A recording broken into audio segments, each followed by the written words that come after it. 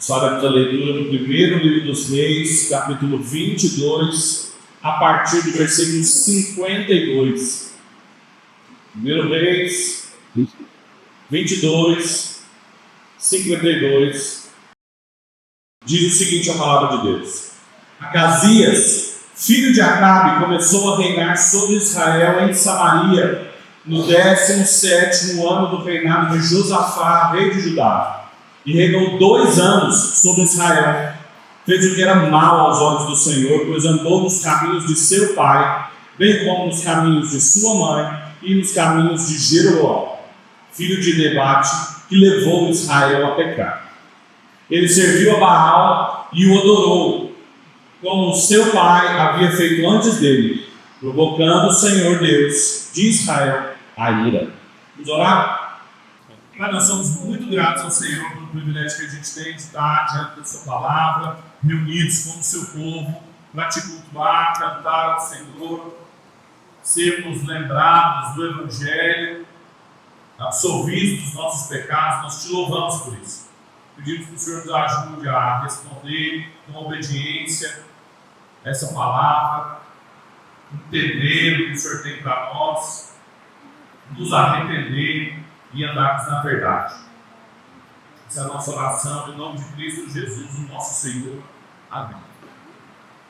Depois de um longuíssimo parêntese que a gente estabeleceu a partir da obra e da vida de Acabe, um rei do norte, um rei terrível, Acabe, marido de Jezabel, filha de um sacerdote pagão que trouxe para Israel a adoração de Baal, e então todos os caminhos para distante do Senhor. A gente abriu um parênteses porque em determinado momento a Escritura fala de Josafá, um rei do Reino do Sul, que foi fiel ao Senhor, temente ao Senhor, ouviu a palavra do Senhor, respondeu com obediência. E o cronista, Reis e Crônicas caminham em paralelo muitas vezes, com interesses diferentes, com leitores diferentes.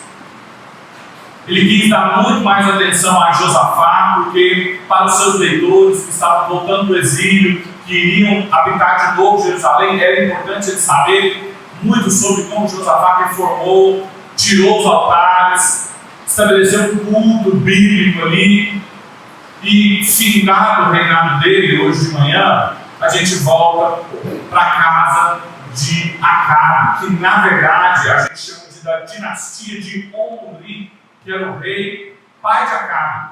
É muito interessante que na Bíblia a gente sabe pouquíssimo sobre ele, tem umas 6, 7 linhas, mas na arqueologia, na história do Antigo Oriente Próximo, é um dos reis mais conhecidos. É onde a gente tem mais artefatos, é onde a gente tem mais testemunho externo da Escritura. É o rei Omri, um rei grande, poderoso no Reino do Norte. E aqui a casa toda de Omri, ela está passando por um momento muito difícil. E eu vou lembrar você, se você está aqui, você ouviu quando a gente falou sobre Elias, e como que Elias foi levantado por Deus para confrontar justamente Acabe e a sua casa. Ele falou que não choveria durante 3 anos, ele saiu da Samaria, foi morar na terra de Jezabel. Lá ele cuidou de uma viúva, lá ele cuidou de um filho de uma viúva, voltou, confrontou os profetas de Baal em Israel, voltou a chover, e Acabe não se arrependia em momento nenhum. Até em determinado momento Elias vira para Deus e fala: olha, eu não tenho mais nada para fazer, eu já o confrontei, eu já fiz o que você queria, pode me matar, porque agora Jezabel quer me matar. Eu não tenho medo de morrer, pode me matar, mas a casa de Acabe não tem mais solução. É isso que Elias fala. Elias não está deprimido, Elias não está triste porque pregou e ninguém ouviu o chamado dele. Não. Ele simplesmente entrega, ele apresenta uma queixa para Deus da casa de Acabe, que diz: não tem o que fazer. Ele não se arrepende. Depois que fogo veio do céu, os profetas morreram, ele continuou ímpio. E Deus acaba e diz: eu vou levantar 3 espadas, 2 reis e um novo profeta. Jezabel não vai te passar na espada, a casa deles vai cair. Então, nesse momento que a gente abriu um parênteses, a casa de Acabe, ela está sob maldição de Deus, sob juízo de Deus. E é isso que a gente lê nos relatos. Depois que tudo isso aconteceu no capítulo 19 do primeiro livro dos Reis, aí vem mais 3 histórias de Acabe, capítulo 20, capítulo 21, capítulo 22, finalmente ele morre. Como os profetas profetizaram, ele morre. E aí, imediatamente, a morte dele, um novo rei assume, Acasias, seu filho. Esse é o ponto em que nós estamos aqui. E Elias está um pouco desaparecido, mas ele vai retornar, ele não morreu, ele não foi levado ainda na carruagem de fogo. Ainda vai aparecer mais uns 2, 3 capítulos aí de segunda vez. Só que antes da gente voltar às narrativas do ministério de Elias, que vão acontecer com Acasias, a gente precisa saber quem é esse rei. Quem é esse rei Acasias? Qual é o cenário que o narrador da história dos reis pinta antes de Elias reaparecer? O que ele fala sobre o rei de onde o ministério de Elias vai continuar? É um rei mau. É um rei muito mau. A gente pode ter certeza que o tema desse texto aqui, dos pequenos versículos que eu li com vocês, é justamente sobre uma vida em rebelião na cidade dos homens. Aqui a gente tem um paradigma, um exemplo de uma vida vivida em absoluta rebelião aqui na cidade dos homens. Logo na primeira aparição de Acasias, todas as vezes na Bíblia que alguém ou alguma coisa aparece pela primeira vez, é uma aparição paradigmática, é uma aparição exemplar, no sentido de que, pelo que ele aparece, isso vai determinar o restante da sua história na Escritura. E o mesmo acontece aqui com Acasias. A gente não tem dúvida de que a vida todinha dele é dedicada à impiedade. Ele é puro sangue do mal. O que isso significa? O que caracteriza essa insensatez do ímpio? O que caracteriza essa vida vivida em rebelião tão típica da cidade dos homens? A gente pode dizer, claro, sem a pretensão de ser exaustivo, mas nesse texto aqui, que a vida em rebelião na cidade de Deus, ela é marcada, na cidade dos homens, ela é marcada por 3 coisas: pela gestão dessas pessoas, pela religião dessas pessoas e pela destinação dessas pessoas. Nesse texto aqui, esses 3 versículos, 52, 53 e 54, a gente tem uma marca muito clara de como Acasias procedia na gestão do seu reino, como ele demonstrou a sua religião, seus compromissos religiosos, e como o texto já de cara, mesmo que a gente ainda não saiba o que vai acontecer, já deixou muito bem estabelecido a destinação de Acasias. Agora, antes de explorar cada um desses pontos, eu sempre tomo cuidado com vocês de dizer como que a gente deve fazer uma leitura desse texto pelas lentes do Novo Testamento. Porque a gente poderia simplesmente ler esse texto e dizer: basta não viver como Acasias, basta não ser rebelde, tendo uma religião diferente, tendo uma destinação diferente, tendo uma gestão da vida e das coisas diferente. Só que é mais do que isso, porque quando a gente tem um rei bom, ou pelo menos minimamente bom, como a gente viu hoje na época de Josafá, em que as expectativas do reinado de Cristo são ali pelo menos antecipadas, numa escala menor, numa forma mais fragmentada. A gente pensa: nossa, vai vir um rei melhor e maior do que Josafá, que vai reinar no trono de Davi igual ele, e que vai ser um rei melhor. Aqui não tem nada que antecipa. Pelo contrário, aqui é só contraste. O que a gente tem aqui, observando essa pequena história aqui, é um outro tipo de caminho para a gente chegar até o Novo Testamento. Há um teólogo chamado Sidney Grayson, que escreveu um belo livro, a gente já estudou ele aqui, chamado Pregando Cristo no Antigo Testamento, onde ele mostra que tem diversos caminhos para você sair do Antigo e ir para o Novo. Um deles é essa expectativa que é criada e cumprida em Cristo, mas também a gente tem o caminho da frustração. Expectativas frustradas no Antigo Testamento do que se esperava de um rei e que finalmente vão ser satisfeitas em Cristo Jesus. É da ordem da frustração mesmo, é de uma ordem negativa, de uma antítese aqui. Nós não temos um tipo aqui, nós temos um antítipo de Cristo. Porque Cristo, sim, é nele que nós vemos finalmente essas expectativas de um rei que vai administrar o pacto, que vai administrar a aliança de uma nova maneira. É isso que a gente sempre fala da ceia, que a aliança não está sendo mais administrada do sangue de bodes, ovelhas, mas o sangue de Cristo, uma nova gestão, uma nova administração, que vai ser para o benefício não só pessoal, mas para todo o povo. Um rei como o Senhor Jesus, em que seus compromissos últimos com Deus são claros, explícitos, e que não só teve uma destinação gloriosa, apesar da cruz, apesar da sua humilhação, mas nos forneceu também um caminho novo e vivo para que eu e você tenhamos um novo destino. Cristo Jesus subverte essa vida em rebelião, justamente porque é uma vida em devoção. E quando a gente olha uma narrativa dessa no Antigo Testamento, a pergunta sobre o Evangelho no livro dos Reis, a pergunta sobre a boa notícia no livro dos Reis, vem, às vezes, de uma maneira subversiva. Como a gente aprende aqui, que Cristo Jesus não só é um rei muito maior e muito melhor que os bons reis, mas também muito maior e muito melhor que os reis maus. E que um dia, mesmo esses reis maus, terão que prestar contas para Cristo. Vocês viram hoje na liturgia, nós tivemos dois textos paradigmáticos para a gente, no sentido de, nós lemos Deuteronômio 8:3, que é o texto que Jesus usa na tentação.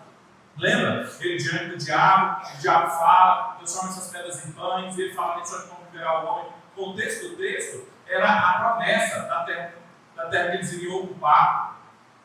Jesus não exatamente está lidando com aquele contexto ali, mas ele fala, tem uma promessa antiga do povo de Deus.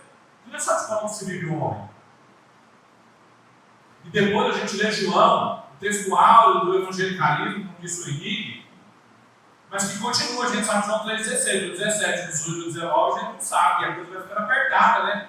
Deus amou o mundo, de tal maneira que deu seu filho, quem anda nas trevas, quem vive uma vida de rebelião, não consegue permanecer na luz.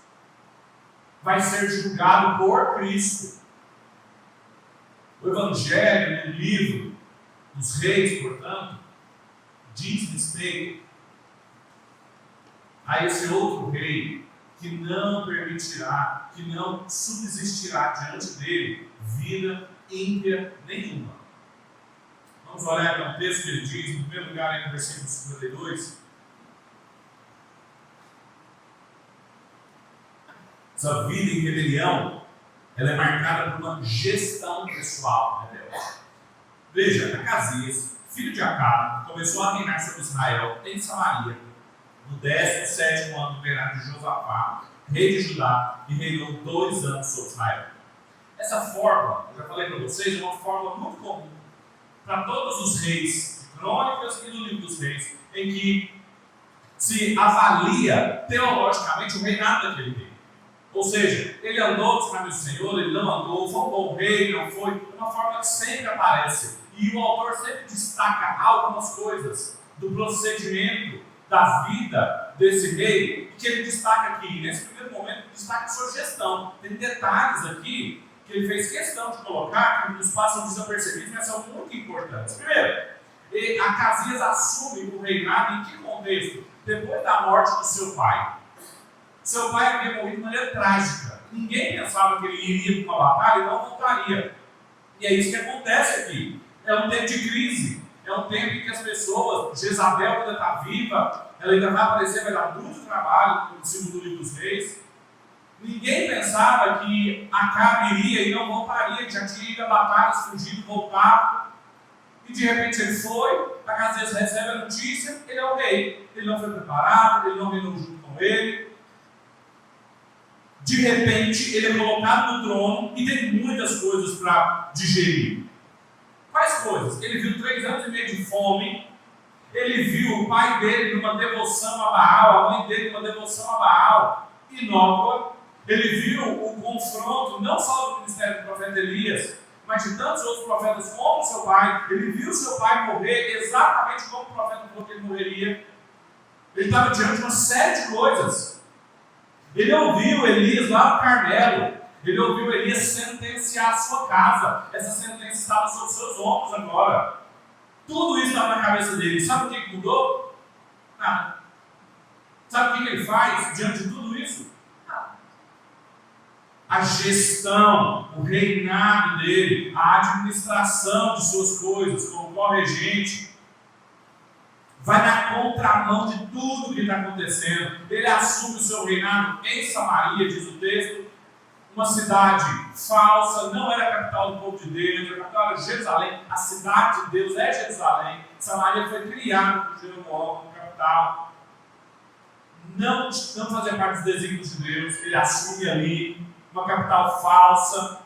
No meio do reinado, ele começa a reinar no 17º ano do rei Josafá, que é um rei bom. O autor está o tempo todo fazendo contrastes entre eles. Por quê? Porque no 17º ano de Josafá já tinha feito uma aliança com o pai de Acasias, já tinha sido confrontado pelos profetas e estava levando a cabo uma reforma. Ele está sabendo o que está acontecendo na parte sul do rei de Deus. Ele sabe que tem um outro rei lá, reinando em Jerusalém, a cidade de Deus, fazendo com que a cidade de Deus volte a adorar a Deus. E o que ele faz? Vai exatamente na contramão. Ao invés dele ir lá procurar Josafá e falar assim: o rei meu pai é ilegítimo, a gente faz parte de uma longa tradição de reis ilegítimos, o meu reino é seu, reina sobre nós, você é ungido, você é da casa de Davi. Samaria é uma cidade ilegítima, não é nada disso. Ele vira em Samaria, ele ignora o que Josafá está fazendo e ele continua estabelecendo um claro contraste aqui.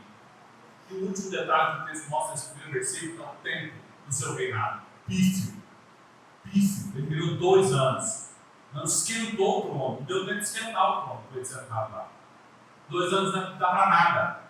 Todo o relato dos reis é de quanto mais tempo Deus deu de vida e de reinado para eles. 140 anos para Davi, 40 anos para Salomão. Josafá reinou 25 anos, ele virou 2.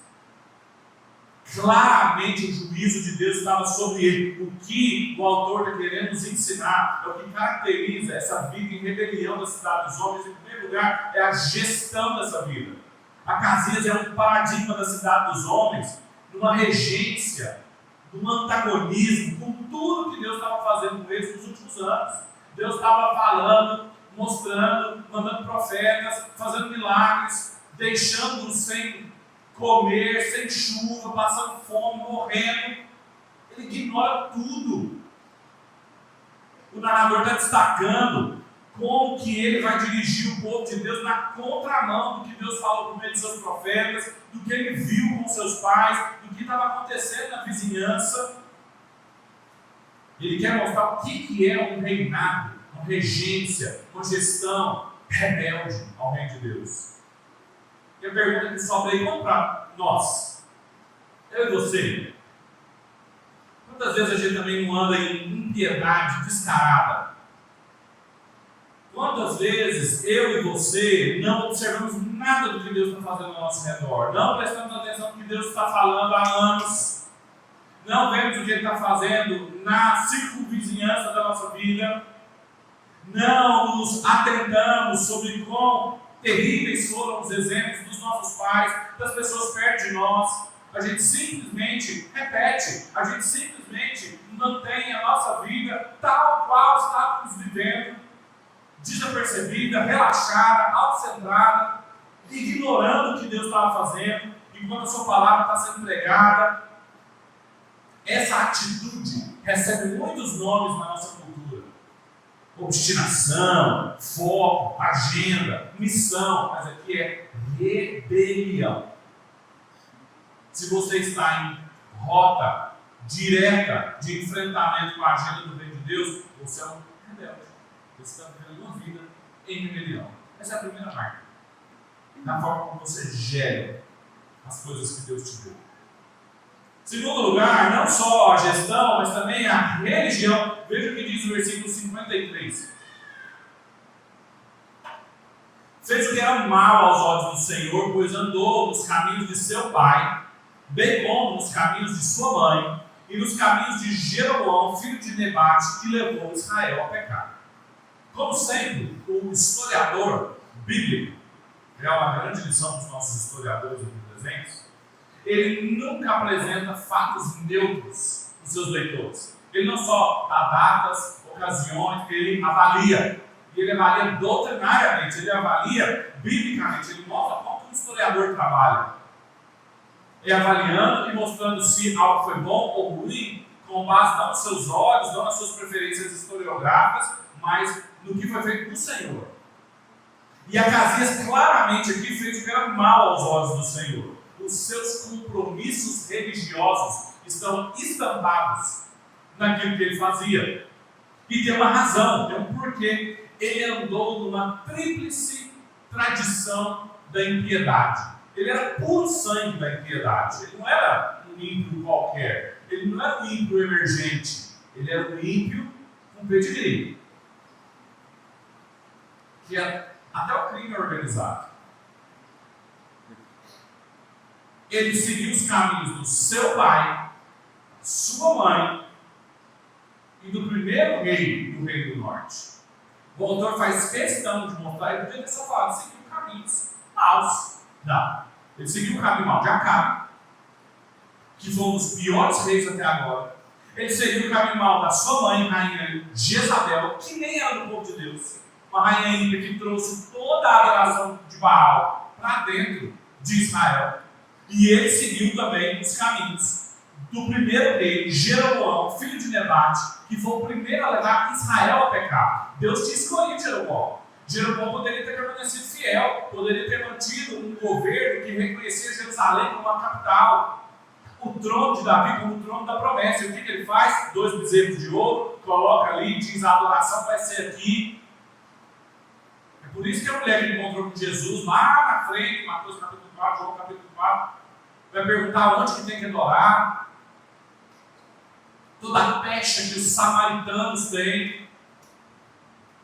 E ó, Acasias andou nessa tríplice tradição de impiedade do seu pai, da sua mãe e do primeiro rei desobediente do Reino do Norte. Pessoas que deliberadamente, pessoas que sistematicamente, de uma maneira organizada, uma agenda de impiedade, afastaram-se do Senhor, trilharam caminhos idólatras e colocaram o povo todo para o pecado. Caminhos que levaram Israel a afastar-se do Senhor. Novamente há um contraste aqui com Josafá, porque essa expressão é usada por ele quando ele começa as reformas, diz que ele fez o povo voltar-se do Senhor.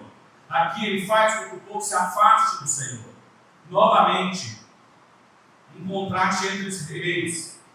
E o que ele está querendo nos ensinar aqui, o autor, o historiador do livro dos reis, é que uma das marcas distintas de uma vida em rebelião são os seus compromissos religiosos. Não só a gestão, mas a religião desses homens. Acasias herda e ele insiste por 2 anos em toda a tradição de paganismo que ele recebeu. Veja, ele já tinha assistido essa tradição ruir diante dos seus olhos. Ele já tinha visto 400 profetas de Baal ficarem se cortando e gritando e chorando Baal e nada acontecer. Eles morreram. Ele viu que o pai dele acabou de morrer em batalha, exatamente como o profeta de Yahvé havia dito. E ele insiste mais 2 anos nisso.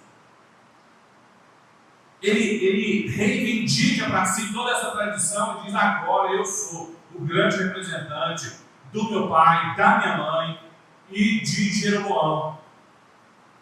Mesmo que ela tenha se mostrado falha, ilusória, ele continua afirmando essa farsa. Porque o pecado não é só uma coisa errada. O pecado ele tem um quê de irracional. O pecado, muitas vezes na Escritura, é chamado de tolice. O pecado ele engana. É ignorância, é irracionalidade. E essa tolice vai guiando a nossa vida. Veja, ele fez o que era mal aos olhos do Senhor. Por quê?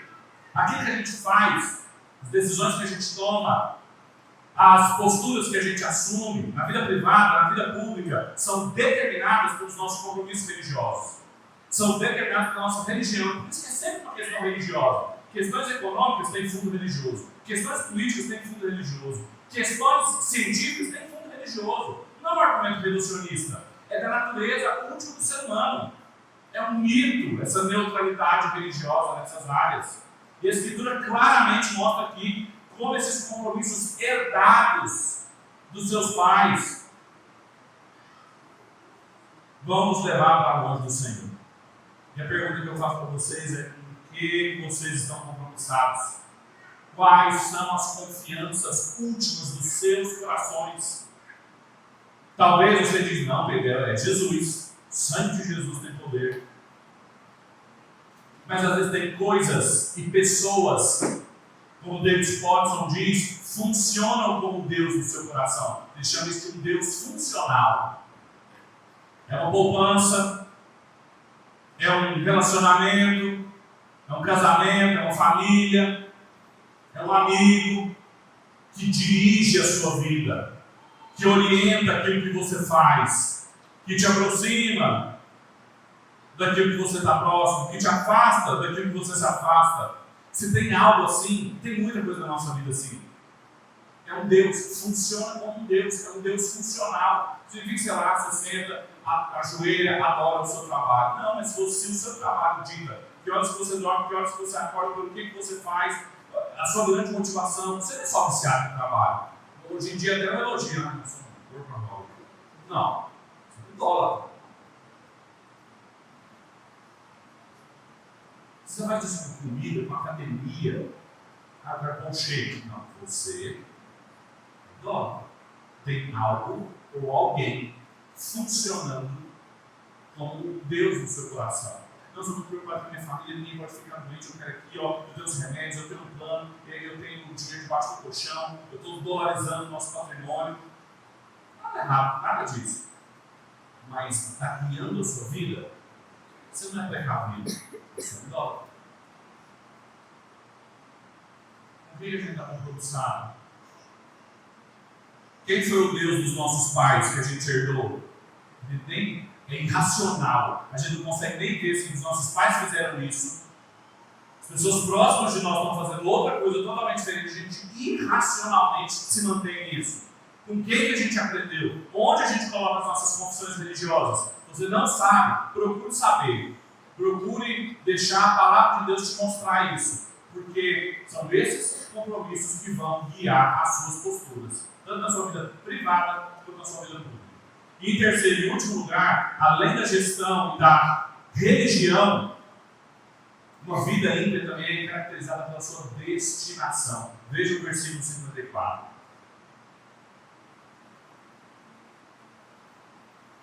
Ele serviu a Baal e o adorou, como seu pai havia feito antes dele, provocando o Senhor, Deus de Israel, a ira.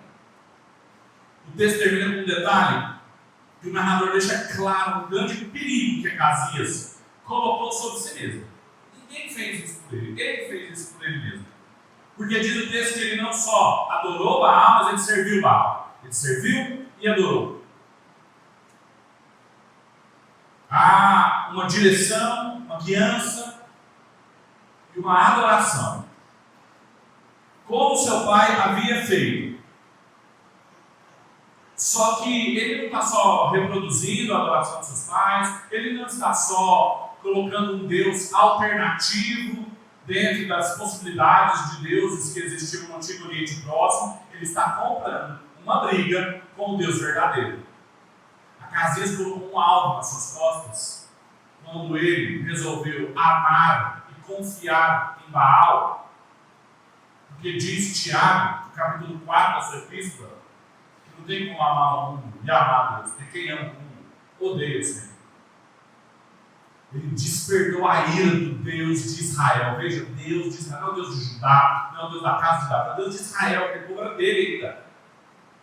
Ele acendeu essa ira. Não tem neutralidade diante do Senhor. Não tem a possibilidade de falar, não, eu não tenho nada contra Yahvé, não. Boa, Deus bom. Eu só quero adorar Baal.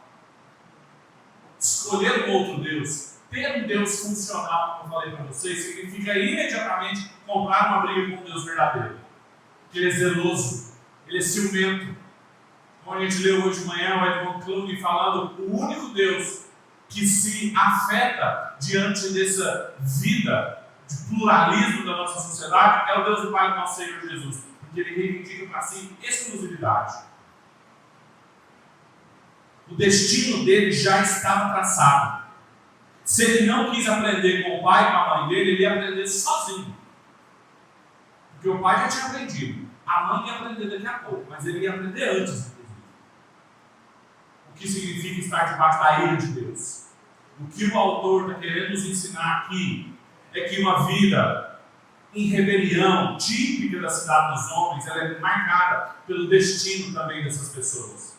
Na sua insistência nessa gestão e nessa religião que ele herdou no pior momento de Israel, Acasias também determinou o seu destino, a sua destinação estava determinada. Não havia possibilidade de escapar, a menos que ele se arrependesse. Eu vou dar um pequeno spoiler, ele vai ter até a oportunidade de se arrepender. 2 anos dá até demais. Já teve muita coisa mudar com 2 anos. Sai fora.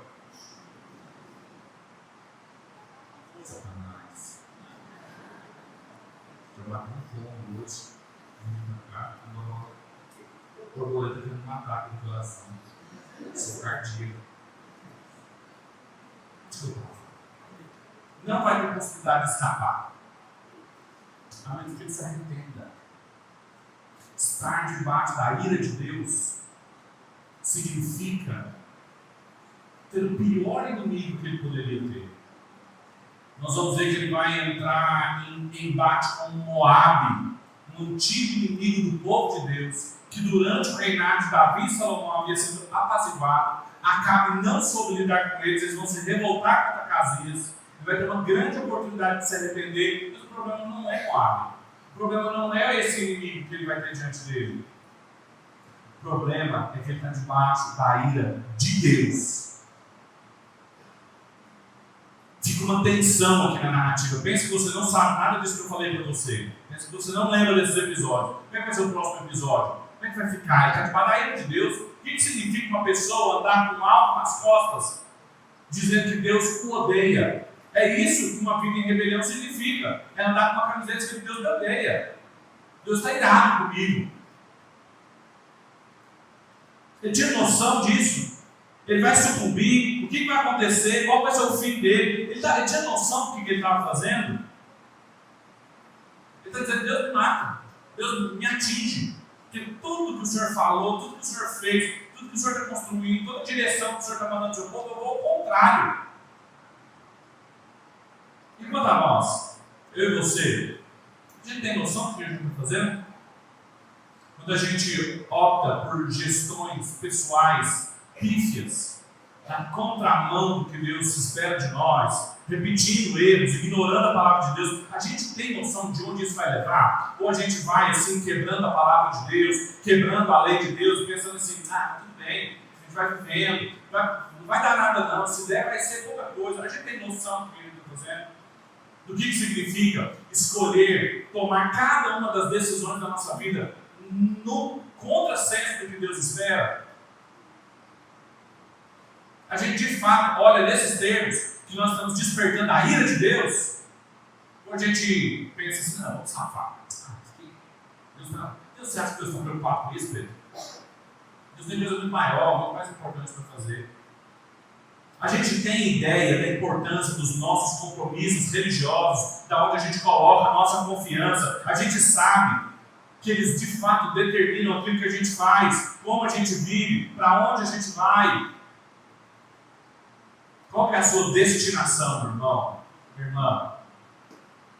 Qual é o seu destino? Para onde você está indo?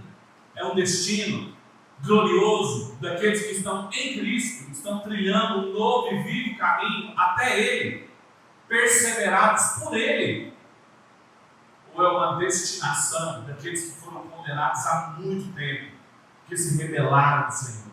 Judas, escrevendo sua única carta no Novo Testamento, no versículo 3 e 4, ele diz: olha, homens impiedosos entraram no meio da igreja, aqueles cujo destino já está traçado desde muito tempo.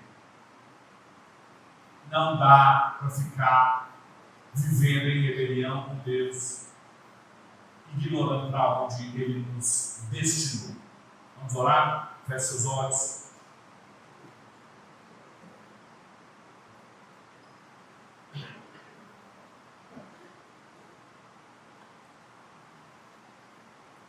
Pai, nós somos muito gratos ao Senhor, porque o Senhor nos dá mais e mais oportunidades de ouvir a Sua voz.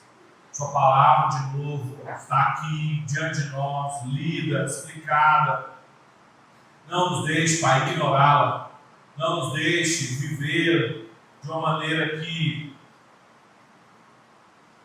sua voz seja suprimida, que a nossa injustiça suprima a verdade, como diz o apóstolo Paulo lá em Romanos no capítulo 1. Não deixe que a gente faça isso, não deixe que a nossa impiedade faça isso com a sua voz, que ela ressoe, que ela produza em nós fruto de arrependimento. Não deixe que a gestão da nossa vida, os compromissos religiosos que a gente tem, nos levem a uma destinação eterna, debaixo da sua ira, de juízo, Pai. Tem misericórdia de nós. Dá-nos um coração novo, tira o nosso coração de pedra, dá-nos um coração de carne. Para a glória do seu nome, para a edificação do seu povo, para o bem do seu povo e a glória do seu nome. Nós te pedimos isso. Em nome de Cristo Jesus, nosso Senhor. Amém e amém.